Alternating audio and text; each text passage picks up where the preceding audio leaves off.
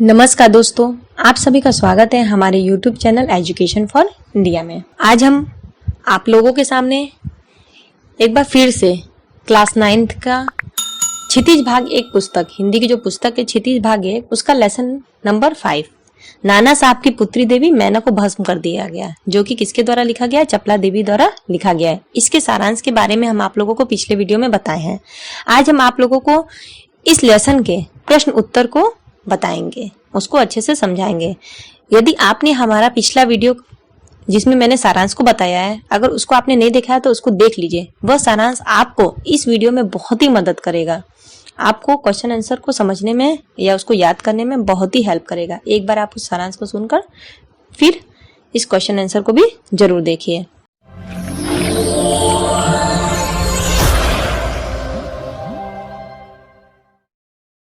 तो ये जो रिपोर्टाज है ये क्या है? एक नाना साहब की पुत्री देवी मैना को भस्म कर दिया गया, यह एक रिपोर्टाज है और ये किसके द्वारा लिखा गया है? चपला देवी द्वारा लिखा गया है। तो चलिए, इसका जो पहला क्वेश्चन है इसका आंसर हम लोग जानते हैं। बालिका मैना ने सेनापति है को कौन कौन से तर्क देकर महल की रक्षा के लिए प्रेरित किया? अब जो बालिका मैना रहती है ये किसकी रहती है? नाना साहब की पुत्री रहती है। तो वो क्या करती है? सेनापति है को बहुत सारे तर्क देकर अपनी महल की रक्षा के लिए प्रेरित करती है। वो तर्क क्या रहते हैं? बालिका कहती है अंग्रेजों के विरुद्ध शस्त्र उठाने वाले दोषी हो सकते हैं। वो सेनापति है को बोलती है कि अंग्रेजों के जो विरुद्ध शस्त्र उठाते हैं वो दोषी हो सकते हैं, परंतु ये महल तो दोषी नहीं हो सकता। ये तो एक जड़ पदार्थ है, ये तो एक निर्जीव वस्तु है, फिर आप इसे क्यों तोड़ना चाहते हैं? वो इस तरह की बातों को कहकर क्या करती है? अपने महल की रक्षा करती है। और क्या बोलती है? और उसे क्या होता है? क्यों वो अपने महल की रक्षा के लिए प्रेरित करती है? उसे यह राजमहल मतलब मैना को बहुत ही प्रिय रहता है। और बालिका सेनापति है को कहती है कि आपकी पुत्री जो मैरी है, उनकी पुत्री का नाम क्या रहता है? सेनापति है कि मैरी नाम रहता है। वो मेरी क्या रहती है? सहेली रहती है। और मेरी की एक चिट्ठी जो कि अभी भी मेरे पास है। तो इन सब बातों को बालिका क्या करती है? मैना सेनापति है को बोलती है और ये सब बोलकर महल की रक्षा के लिए सेनापति है को क्या करती है? प्रेरित करती है। तो ये था कि बालिका मैना ने सेनापति है को कौन कौन से तर्क देकर महल की रक्षा के लिए प्रेरित करती है। तो यही सब बातों को बोलकर वो क्या करती है? सेनापति है को महल की रक्षा के लिए प्रेरित करती है। नेक्स्ट क्वेश्चन है, मैना जड़ पदार्थ मकान को बचाना चाहती थी पर अंग्रेज उसे नष्ट करना चाहते थे। क्यों मैना जड़ पदार्थ मकान को बचाना चाहती थी? क्यों? क्योंकि मैना का बचपन उसी मकान में बीता था। नैना का बचपन कहाँ बीता था? उसी मकान में, उसी महल में, नाना साहब के महल में, और वो वहीं पे पली बड़ी थी, वो वहीं पे बड़ी हुई थी। इस मकान से उसका क्या था? बहुत लगाव था, बहुत प्यार था, परंतु अंग्रेज उस महल को क्या करना चाहते थे? तोड़ देना चाहते थे। क्यों? क्योंकि वह महल उनके विद्रोही नाना साहब का था, मतलब मैना के पिताजी का था। मैना के पिताजी नाना साहब रहते और नाना साहब क्या करते हैं? अंग्रेजों के विद्रोही रहते हैं। इसलिए अंग्रेज उस महल को तोड़ना चाहते हैं ताकि कोई अंग्रेजों के खिलाफ प्रदर्शन न कर सके, कोई विरोध न कर सके। इसलिए अंग्रेज उस महल को तोड़ देना चाहते हैं। तो मैना जड़ पदार्थ मकान को बचाना चाहती थी पर अंग्रेज उसे नष्ट कर देना चाहते थे। क्यों? उसका रीजन, आपका कारण यही है। नेक्स्ट क्वेश्चन है, सर टॉमस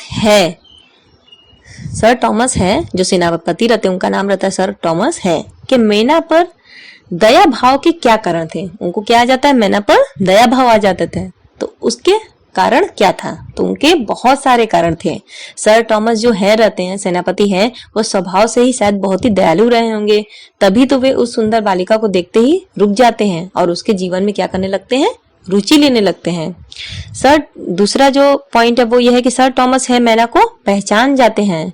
कैसे पहचान जाते हैं? क्योंकि मैना क्या की रहती है? जैसा उनको बताई रहती है सर थॉमस है को कि मैं आपकी मृत बेटी मेरी, उनकी बेटी का नाम क्या रहता है? सेनापति है मेरी, उनकी मृत बेटी मेरी की बचपन की मैं सहेली हूँ। तब है उनके घर भी आया करते थे। तब क्या करते थे? है मैना के घर भी जाया करते थे। इन बातों से है के दिल में मैना के प्रति क्या जाग जाता है? ममता जाग जाता है। और थोड़ा दया भाव आ जाता है। मैना ने स्वयं अपनी करुणापूर्ण बातों से है के मन में क्या कर दी, करुणा जगा दी। तो इस तरह सर थॉमस है के मन में क्या आ जाता है, दया भाव आ जाता है। नेक्स्ट क्वेश्चन, मैना की अंतिम इच्छा थी कि वह उस प्रसाद के ढेर पर बैठकर भी जी भर कर रो ले, लेकिन पाषाण हृदय वाले जनरल ने किस भय से उसकी इच्छा पूर्ण न होने दी। जनरल आउटरम ने प्रसाद पर जी भर कर रो लेने से संबंधी मैना की इच्छा को पूरा नहीं होने दिया। क्यों नहीं होने दिया? क्योंकि वह अंग्रेज सरकार का क्या था, जनरल था। वह अंग्रेज सरकार के प्रति कुछ ज्यादा ही वफादारी दिखा रहा था। क्या वफादारी दिखा रहा था? और वो मैना के प्रति सहानुभूति दिखाने पर उसे अंग्रेज सरकार द्वारा दंडित भी कर सकते थे। उसको ये डर था कि अगर मैं मैना के प्रति सहानुभूति दिखाऊंगा तो अंग्रेज सरकार क्या करेगी, मुझे दंडित कर देगी। इसीलिए मैना को छोड़ देने पर कुछ लोग पुनः विद्रोह भी कर सकते थे। उसके मन में ये भी डर है कि अगर मैंने मैना को छोड़ दिया तो कुछ लोग फिर से विद्रोह कर सकते हैं। इन्हीं सब डर के कारण वो मैना की इच्छा को पूरा होने नहीं देते हैं। तो यह था कि मैना की अंतिम इच्छा को वह उस प्रासाद के ढेर पर बैठकर जी भर रो लेने के लिए पाषाण हृदय वाले जनरल ने किस भय से पूरा नहीं होने दिया? इन्हीं सब भय से कि कहीं उनको दंड मिल सकता है, कहीं वो मैना को छोड़ दिए तो उनके विपरीत कोई उन पर विद्रोह कर सकता है। इस तरह की बातों से वो नहीं करते हैं। नेक्स्ट प्रश्न है, बालिका मैना के चरित्र की कौन कौन सी विशेषताएं आप अपनाना चाहेंगे और क्यों? तो बालिका मैना के निडर भाव, बालिका मैना में क्या रहता है, बहुत ही निडर भाव रहता है और उसका महल के प्रति बहुत ही प्यार रहता है, बहुत ही अपनापन रहता है। तो मैं उसी भाव को अपनाना चाहूंगा। जब सेनापति है अपने सैनिकों के साथ उसके राजमहल को तोड़ने आए तो वो निडर होके उनका सामना करती है और अपने पकड़े जाने का डर तो रहता है, फिर भी वो है के सामने आती है और अपने महल को बचाने का तर्क करती है, बातें बोलती है और उसे राजमहल को न तोड़ने की यह जो प्रार्थना करती है, तर्क देती है, यह सब क्या करती है, सेनापति है के मन में करुणा जगाता है। तो ये सब जो भाव रहता है बालिका का, निडर भाव, महल के प्रति प्रेम, ये सब जो चरित्र रहती है बहुत ही अच्छा रहता है, जिसे हम अपना सकते हैं। नेक्स्ट प्रश्न 6 नंबर, टाइम्स पत्र में 6 सितंबर को लिखा था कि बड़े दुख का विषय है कि भारत सरकार आज तक उस दुर्दांत नाना साहब को नहीं पकड़ सकी। इस वाक्य में भारत सरकार से क्या आशय है? इस वाक्य में भारत सरकार से यही आशय है कि जो पराधीन भारत था, उस समय तो भारत आजाद नहीं था, वो तो पराधीन था, दूसरों के अधीन था, उसमें ब्रिटिश शासन के निर्देश पर चलने वाली वह सरकार जिसे अंग्रेज अधिकारी चलाते थे। उस समय की सरकार को कौन चलाते थे? सरकार तो भारत की भी रहती थी, लेकिन उसको चलाने वाले अंग्रेज सरकार रहते थे और भारतीयों पर अत्याचारपूर्ण व्यवहार भी करते थे।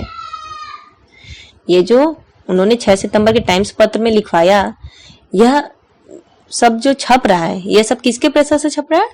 भारत सरकार, अंग्रेजों सरकार के प्रेशर से छपाया जा रहा है, अत्याचार किया जा रहा है।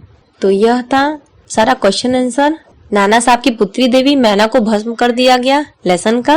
यदि आपको यह सब क्वेश्चन आंसर अच्छा लगा तो हमारे वीडियो को लाइक जरूर करिएगा, चैनल को भी सब्सक्राइब करिएगा ताकि आपको ऐसे ही और भी वीडियो नोटिफिकेशन के माध्यम से मिल सके, ताकि आप देख सकें।